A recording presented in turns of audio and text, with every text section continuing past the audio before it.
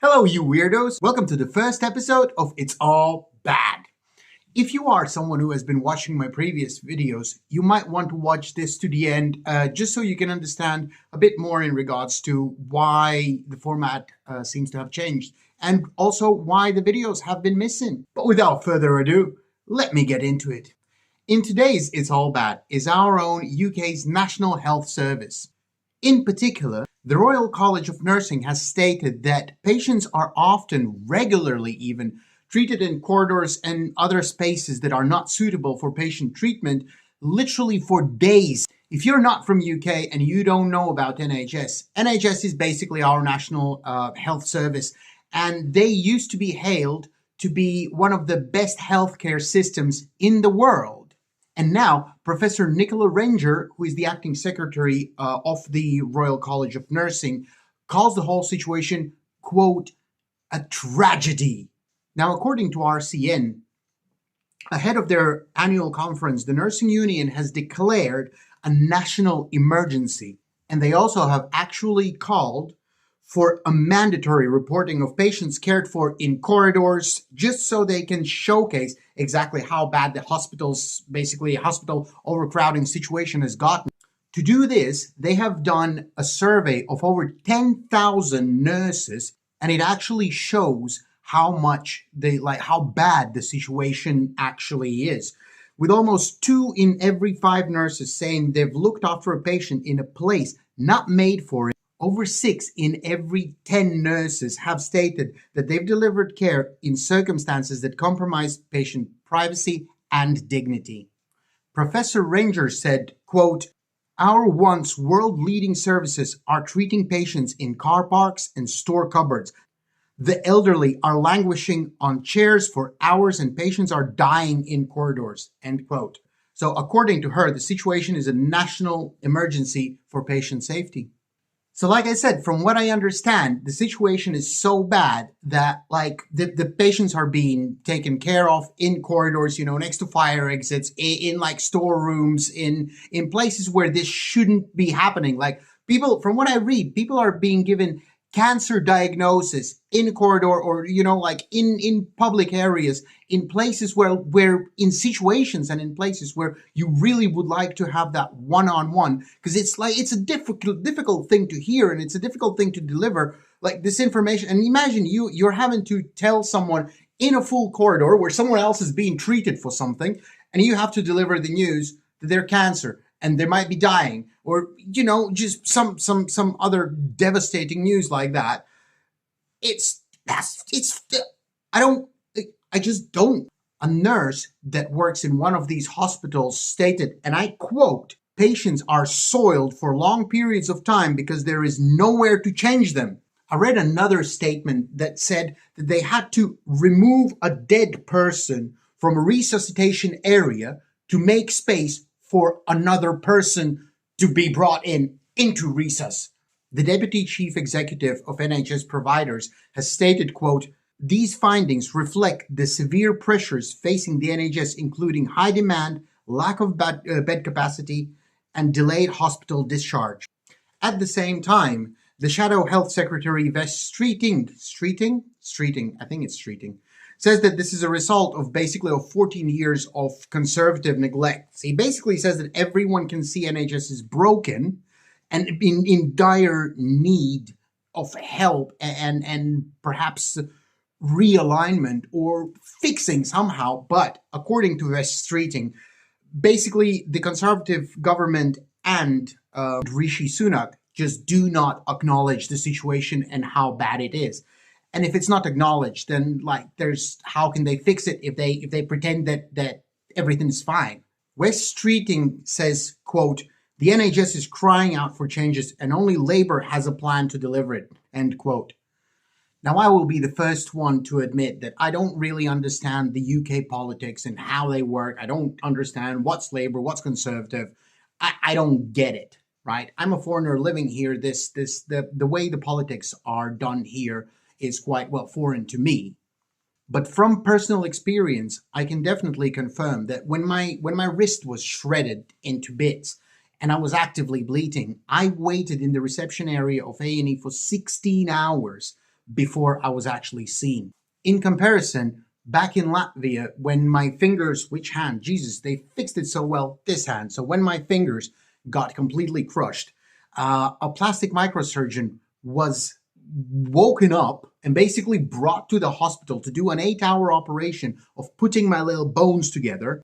And basically, from the moment that ambulance had picked me up, brought to the hospital, I had the surgery, and then after surgery, I was sent off, well, not sent off, but I was put in a room, to sleep off all the meds and whatnot.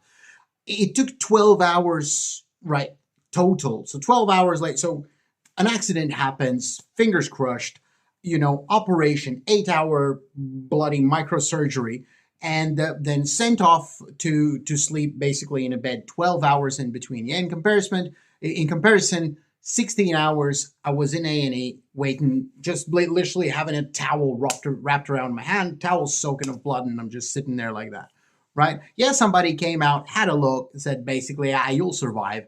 And that's it. Yeah, but the healing process had started, and also when the towel was taken off, right? So that ripped it all open again, and it doesn't matter. Basically, it was quite weird for me to see. That was my first real experience here in UK with the National Health Service, and I understand that they are overworked. What I don't understand is how poor Latvia, which especially at the time when my incident happened, was basically like a third world country, well, almost anyway, and how the health service there ended up being better than here in the UK. I don't understand. Like I say, I don't claim to understand how it works, how it's being run, how it's being operated. I don't understand, but something is definitely wrong. So basically, my personal opinion, from what I can read in the news, from what I can see, my personal opinion is that basically NHS is understaffed, underpaid, overworked, and I genuinely don't believe that anything will change anytime soon. Doesn't matter Labour or Conservative or whatever government, because it's all. I apologize, but it is all the same bastard government that can't save. They can't save a fly from a spider. Never mind, like NHS or something serious. They can't save themselves, for God's sake. We had the COVID epidemic, and they had a party in the middle of it. Like, what can you expect from people like that? Now, if you've stayed this long, then you might want to know what's with the whole change of format. Well, basically, I just decided to try a different way to get to my, 100,000 views idea. Sort of try to do a different approach to it. Mostly the reason for this change of format is basically I just can't keep up with, doing work, because this video, as all the other videos, are sponsored by me working basically, and I can't keep up with working and, posting shit every day. And sometimes you just start running out of ideas. And so I thought, yeah, I'll try something like this. As you may have noticed, I haven't posted in a few days now, and that's basically because I'm gonna stop trying to do the everyday. Rather than posting every day, I'm gonna try to post sort of once or twice a week. But something like this, if this is gonna catch on, or something else. But basically, that will allow me both the time to think of something cool rather than just me blabbering about boring stuff. Or do something cool, film something cool. It'll allow me the time to edit it, and it'll allow me the time to post it. Also, I really hope that you noticed a lot less of the ums and the r's and the Actually, I'm going to probably see in the video, and I'm going to be probably disappointed with myself. However, I am trying to sort of cut down on them, and I'll try to, if there will be any, I'll try to edit them out as well. The main reason why you see less of them is because this is the first episode that is actually fully scripted. So please let me know if this is, well, it probably is, but please let me know in a comment whether this is a better format. Do you like it? Do you not like it? Just leave a comment, leave a like, press a subscribe if you feel generous, which you probably don't, but still, But most importantly, let me know if this scripted option, does it work better for you? Is it more entertaining? Is it more interesting?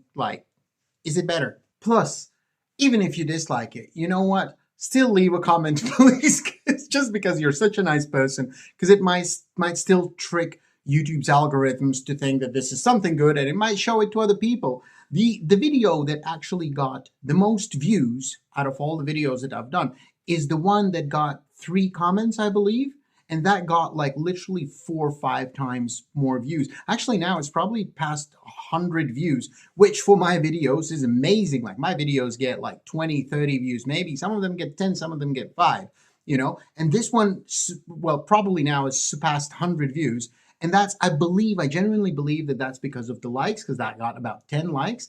And also because of the comments. I genuinely believe that YouTube's algorithms decided, ooh, this must be something interesting, and showed it to a few people. Like the comments were literally, this showed up on my feed and I don't know why, you know? So they worked. Like say hi, say I'm literally commenting here to, you know, to promote you, to help you, to trick the YouTube's algorithm, anything, something, just say something. By the way, the person that can guess what inspired me to try this particular video in this particular way gets a virtual cookie and a shout out in a video nobody's going to see. The hint is PDS. I think that gives away way too much. But hey ho, I'm just stealing ideas from people and trying them out. I'm just ripping everyone off. I'm ripping Mutahar off. I'm ripping off whoever I'm ripping off now. But as always, until Mutahar recognizes me as his biggest fan, like the video if you liked it, leave a comment, subscribe, dislike it if you dislike it. Thank you for watching, and I am out of here. Whew, that made me sweat. Now that that's done.